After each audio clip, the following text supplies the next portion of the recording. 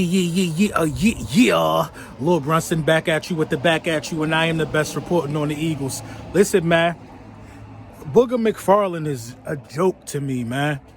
The comments that Booger McFarland made on Dwayne Haskins and black athletes, I think sometimes yesterday, was just despicable.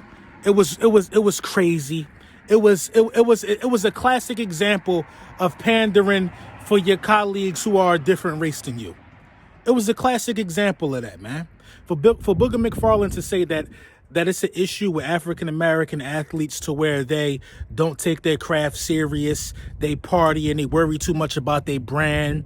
Something along the lines like that, man. You know, like for him to say something like that and basically put this stigma on black athletes is just ridiculous to me. And for him to be a black man and do it is even worse. It's worse. For years and years and years in the NFL, we know that there was a real shortage of black quarterbacks, a huge shortage of black quarterbacks. For him to come out of his mouth and say that when the literal face of the NFL is a black quarterback and Patrick Mahomes, you know what I'm saying? Next up, if you want to have a second face of the NFL out of the young guys, it would probably be Lamar Jackson. Aaron and Drew and them getting old, Tom and them getting old. You know what I'm saying? Deshaun Watson. Are you kidding me? Jalen Hurts on the scene. Are you kidding me? Tyrod Taylor. Are you kidding me, bruh? The face of the NFL is black. So for you to say that a lot of these black dudes worry too much about their brand and not include some of these other guys is ridiculous to me.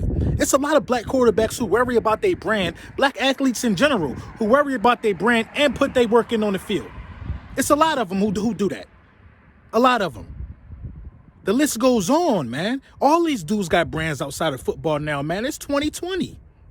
Aaron Rodgers got State Farm commercials and brands. You know, Tom Brady got a brand. Carson Wentz got a brand. You got to have that same energy all the way across the board. You're not saying Carson Wentz ain't taking his job serious. He got a brand outside of football.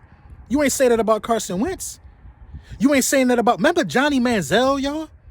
Remember this? That was his calling card. He out the NFL now. You ain't bring that up. Brett Favre had Wrangler. Brett Favre had his own brand. Every good player in the NFL is marketable, bro. Every good starting quarterback in the NFL is marketable. Every high draft pick is marketable. Dwayne Haskins barely had a brand. Barely had a brand.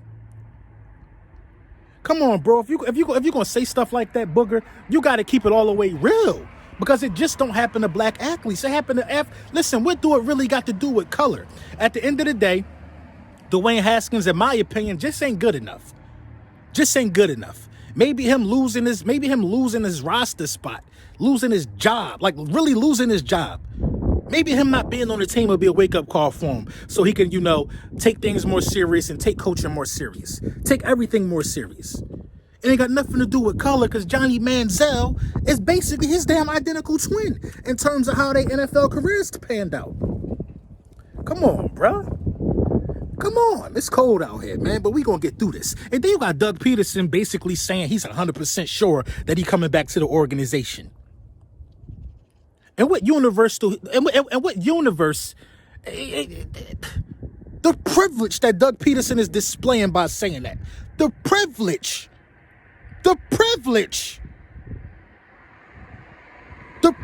that he's displaying by opening his mouth and saying that. What has he done for us to even talk like that? What has he done for us? Doug Pederson should be gone, bruh. Sometimes you just got to cut your bait. Sometimes you just got to cut bait, man. And it is what it is. For the Philadelphia Eagles to try to mask these problems, I don't understand Doug Pederson, man. I don't understand Doug Pederson at all. I don't know what he's talking about. You shouldn't feel safe at all. Jim Schwartz running around here talking about we got a no hat wearing clause. So basically, Jim Schwartz, you telling me that your mission is to go out there and beat the Washington football team so they don't be able to put the hat on our field, so they don't be able to put their division gear on the field. Who cares, man? That's not in the best interest of the team for beating Washington. It's just not. Now I'm a dude that's just so against tanking. Go out there and win it if you could win it in terms of the division. But it's over for us. We're eliminated with a 4-win record. Sit anybody with meaningful value down. You should go out here with Jaquette should be your starting cornerback. Jaquette should be your starting cornerback. He need to go out there and try to get back. You don't even put Slay out there for this game. For real, you want to preserve Slay for next year. He already up there in age. You shouldn't put Carson Wentz or Jalen Hurts on the field because one of them probably going to be gone and you want to make sure that they're not hurt so you're not stuck with one or the other. Miles Sanders shouldn't be playing in this game. Fletcher Cox shouldn't be playing in this game. The list goes on. Only dudes who you don't plan on keeping next year should be playing in this game. These dudes ridiculous, man. The organization is upside down. Everybody on top of their head. It don't make no sense. Doug Pederson thinking that he's safe is the most laughable thing of 2020. Is the most laughable thing of 2020. And in second place, Jim Schwartz thinking that he should go out there and really try to win this game. The bottom line is this, man. The things that got Carson Wentz benched, like the bad offensive line, lack of wide receivers getting separation. You know what I'm saying? Listen, both of our quarterbacks were forced to play hero ball in the end. Both of them were forced to play hero ball in the end. The same things that were the demise of Carson Wentz reared this ugly head. It only took 3 games for Jalen Hurts. Wide receivers not getting separation. Offensive line not blocking and protecting the way it should.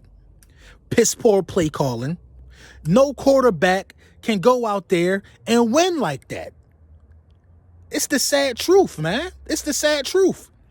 It's the sad truth. I started off feeling sorry for Carson Wentz deep down inside because I know we didn't put him in a position to win. But Doug literally did not put 2 quarterbacks in a position to win. Why not make it 3 and start Sudfeld? Booger McFarland, you out of pocket. You out of pocket, man. You out of pocket. It's Doug Pederson, you out of pocket. And Jim Schwartz, you out of pocket. Pathetic, man. Let me know what you think.